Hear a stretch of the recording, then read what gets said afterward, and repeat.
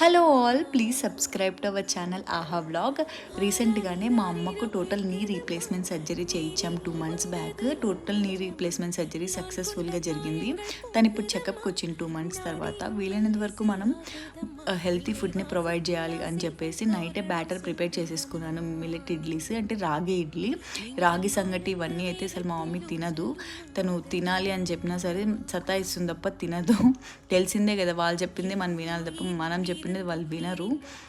Knee replacement అంటే చాలా strength ఉండాలి లెగ్స్కి. అందుకని ఫస్ట్ ఇడ్లీ స్టార్ట్ చేశాను రాగి ఇడ్లీతో. అండ్ ఆఫ్టర్నూన్ తనకు మటన్ ప్రిపరేషన్ చేయాలి. సో ఎవరైనా ఈ వీడియో చూస్తున్నట్టయితే లైక్ మీరు టోటల్ నీ రీప్లేస్మెంట్ చేయించుకుంటే మీరు ఎలాంటి డైట్ ఫాలో అయ్యారో ప్లీజ్ కామెంట్ చేయండి. నేను కూడా మా మమ్మీకి అలాంటి డైట్ ఏదైనా ప్లానింగ్ ఉంటే నేను కూడా ఫాలో అవుతాను, తనకి కూడా ఇవ్వడానికి ట్రై చేస్తాను. Please comment. Thanks for watching our video.